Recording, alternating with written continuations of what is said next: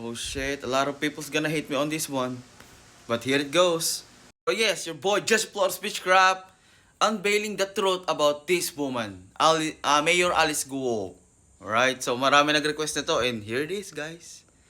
Just Plot always brings the people what they want, but most of the time what they need. So ito, anong na-sense ko about sa babaeng to? So, as you know, siya ay si Mayor Alice Guo. She's trending and viral at the moment dahil nga sa kanyang yung dila-dila. Laki sa farm or espiya. Kung siya ba ay espiya, yun ang topic natin. Espiya o she could be a hero, just look at her. Oh my God. Oh, Alice Guo, what the? I like this girl. I'm so in love with you.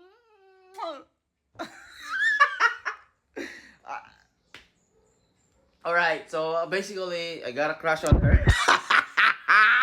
Kasi marami siyang kamukha na pinapanood ko sa x.com. But anyways, I just love her face. Gigil siya. Alice Guo, ako na lang sakupin mo! Huwag na Pilipinas! Ako na lang!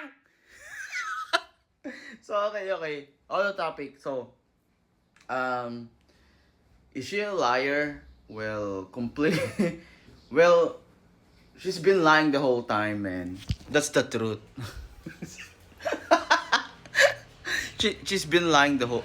She's been 60 to 70% being truthful, but 30% to 40% she's been lying. All right. So this is the time that we get to be serious. I can't be serious kung nandyan yung. So, ito na lang. I'll always attractive view. Alright? So, anyways, she was younger at the time. Did she really grow up on a farm? 50% yes. Yes, totoo na siya ay lumaki sa farm. But, it's not a farm na nag-aaral or what. Well, she did a little help, but it was a villa, alright? A villa farm. Kung baka sabihin natin na asyenda, alright? Are they poor? No. They were rich, but they earn yung kung ano man yung meron sila. They earn it no way. She did earn her way. A lot to prove sa kanyang parents, sa kanyang bloodline. She was deserted. She was homeschooled. I believe I'm a witchcraft. I should know the truth, okay? I could see people's lies through their teeth, alright? May third eye ako, so no one could lie to me. Homeschooled? Yes, homeschooled. Definitely. Because, yun nga, kasi hindi sila poor. Alright? Hindi sila poor, hindi sila mahirap. They're hella rich. Alright, they're hella rich. Kilala ba sila talaga ng mga taga-Banban doon? Bayaran ba yung mga in-interview na kilala daw? Yes! Kilala sila. And yung mga tao doon, alam nila na hindi naman dahil sa takot sila. Kilala talaga nila sa mukha. But this woman, she just never got to get out sa bahay nila. Hindi siya masyadong naglalabas. Pero nakakalabas siya. So yes, is she Filipina in heart the way she speak English and Tagalog? Well, I believe na with no racism or no falling for her. God damn, she's beautiful. Look at that face. Huh? No. Back to her. Is she homeschooled? Yeah. Yes, homeschooled siya.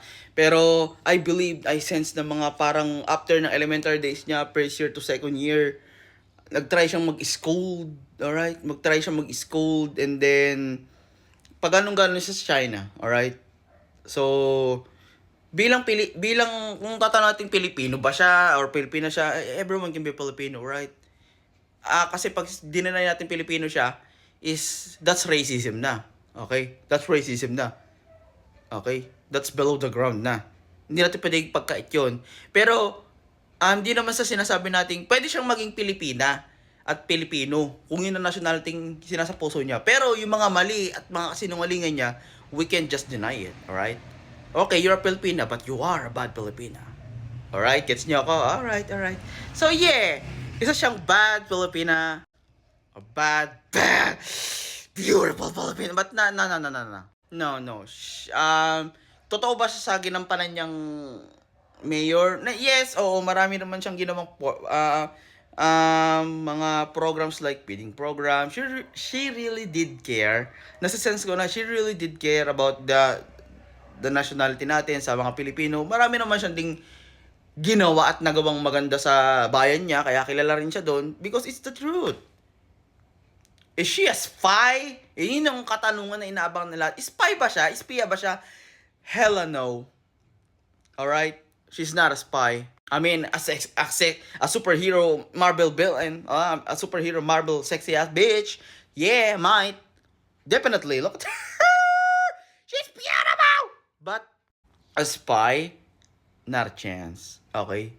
She's not here para mag-espiya sa China, sakupin tayo. That's ridiculous. That's being, the way na interview siya, na hindi siya Pilipino.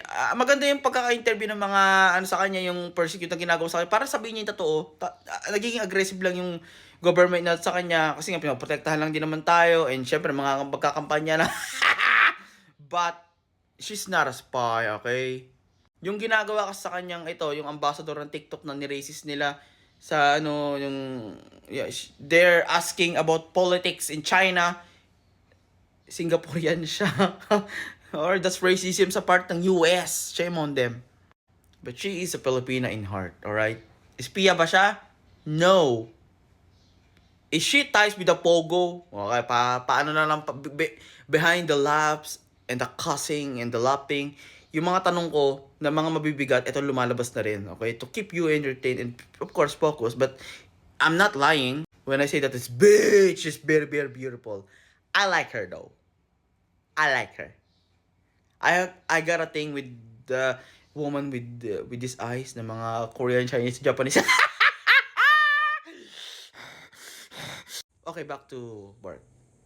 Is she a spy? No. Ties ba siya sa mga Pogo illegal businesses? Yes. Her father appointed her to do this legacy. Yun yung ayaw ko sa kanya. Alright? She's a red flag. Alright? And she's rich. She did own. Oh, so yung mga pinapakita nilang mga pera-pera na meron sila, yung mga gamit na meron sila, it's kinda, wala lang sense yan, okay? Kung nakuha man nila yung yaman nila dahil sa mga pogo-pogo na yun, wag na nilang iano yung mga damit, kung magkano yung suot yung damit, or, I'm wearing Jordans, motherfuckers! Alright, nakikita nyo ba? Hindi kita eh. But I'm wearing Jordans. This is Royal Blue. This is OG retro, alright? So, this is about 8,000, 9,000. In a resale, not in retail, but yeah. So, I'm wearing Jordan. So, are you gonna ask me how I get it? Well, sa pangungulam. But no, sa lucky charm sa pagkulong sa tao. Blessing from God, alright? Yung sa kanya ba, blessing from God doon? Kung sa tama, yeah. Pero kung sa mali, no. Kung illegal yung business pogo niya, then no. If matagal na yung pogo na yun na ngayon lang na it's not her fault because that business na ginagawa ng tatay niya, kung sino man niya sa birth certificate niya, that's the one's fault. She was a mayor, she was sponsored ng relative, of course. So, yeah. She's tied with it. So, I feel for her kasi she's naging nagamit siya. Alright, nagamit talaga siya. But I could use her. Sana magamit din kita. Joke lang. But yun nga, she's a mayor with the Filipino heart. So, marami pa man din siyang plano. Karapat dapat ba siyang ma-deport? Well, kung Chinese nationality talaga siya, na hindi siya pinanak dito or what, but I can tell you na pinanak siya rito, pero hindi siya rito. Nung pinanak siya rito, after a week, napunta siya ng China, eh, syempre sa mga relatives. Pag ganun sa Pilipinas, alright, yun yung hindi nyo alam. Yun yung nakakalimutan yung tanong sa kanya. Her passport is not it's 100% authentic na passport, pero pag ganun siya. Just why she have a chopper, alright? Authorized yung magpag ganun. So, yun yung sense ko, may mga katanungan pa kayo sa kanya, just pull up speech crop here. I love you guys. Yeah. So, yun totoo. Sana nag-enjoy kayo.